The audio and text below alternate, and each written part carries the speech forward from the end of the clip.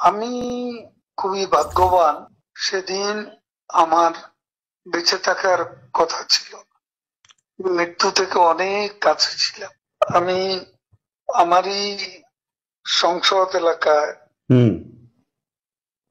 আমার নিজের বাসাকে এড়িয়ে পার্শ্ববর্তী আর একটা বাসায় আশ্রয় নিয়েছিলাম।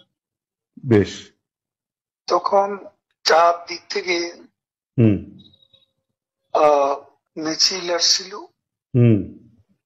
এবং এটা আসলে ছিল প্রধানমন্ত্রী গণভবন কেন্দ্রিক, এবং এটা আমরা অবাক হলাম যে সংসদ এলাকাতেও এটা ছড়িয়ে পড়ে এবং একটা লুটপাটের যে লুম্পেন স্টাইলের কতগুলো ঘটনা ঘটে এবং সেখানে বিভিন্ন ধরনের লোক আসে এবং এদের মধ্যে বেশিরভাগই মনে হয়েছে এটা কোন রাজনৈতিক অভ্যুত্থান, এটা লুটপাটের অভ্যুত্থান।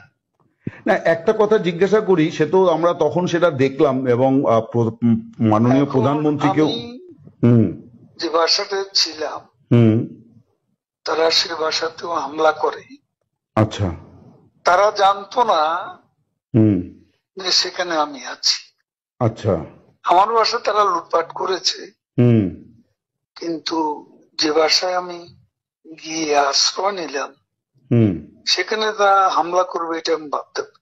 কিন্তু সেখানেও দেখলাম যে অনেক লোকজন ঢুকে পড়ে এবং তারা ভাঙচুর লুটপাট করতে থাকে। আমি আমার স্ত্রী সহ আমরা বাথরুমে ঢুকিয়ে যাই, অনেকক্ষণ ছিলাম, প্রায় 5 ঘন্টা।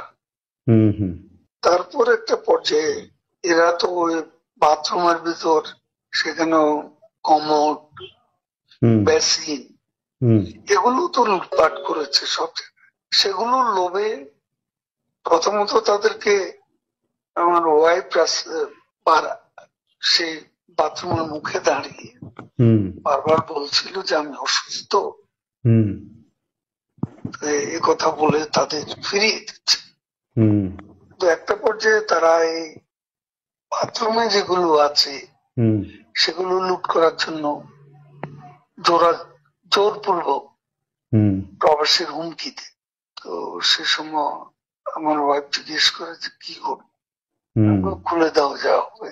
তারপরে 7-8 জন ছেলে ঢুকলো, তার খুবই আক্রমণাত্মক দৃষ্টিভঙ্গি মনোভঙ্গি নিয়ে।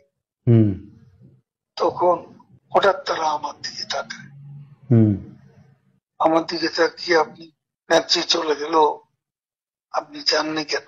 আমি কিছু বলছিলাম। তারপরে ছেলেদের মধ্যে কি ভাবের উদয় হয়েছে জানি না, তারা আমাকে বলে আপনার ছবি তুলবো।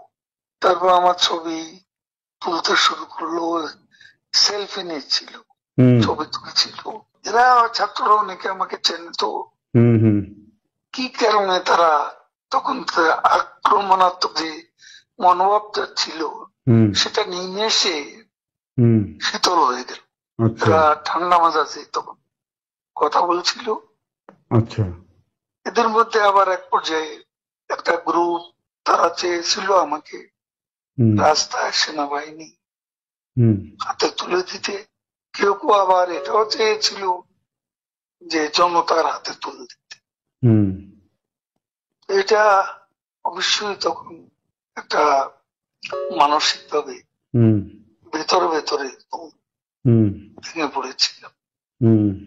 এরপর এরা এদের একটা শার্ট, এদের ওই ব্যাজ, লাল পতাকা শোভিত ব্যাজ লাগিয়ে আবার কালো একটা মুখে একটা মাস্ক দিয়ে আমাকে হাঁটতে হাঁটতে সংসদ এলাকা থেকে বড় রাস্তা, গণভবন অভিমুখী রাস্তা, ওখানে নিয়ে যায়।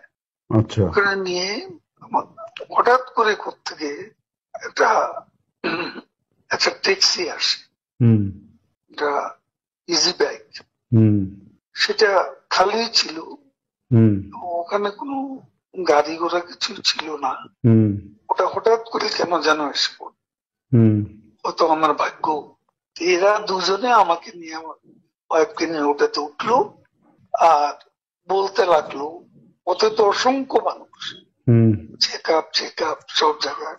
এরা বলতে লাগলো যে আমাদের চাচা চাচি অসুস্থ, হুম হাসপাতালে নিচ্ছি, হুম ডিস্টার্ব করবে না। হুম এই করে করে নিয়ে গেল একটা অনেক দূরে একটা জায়গা। তো এটা হলো, ভাবতেও পারেনি ওরা যখন বাথরুমে ঢুকলো যে বেঁচে হুম থাক, হুম সে বেঁচে থাকাটা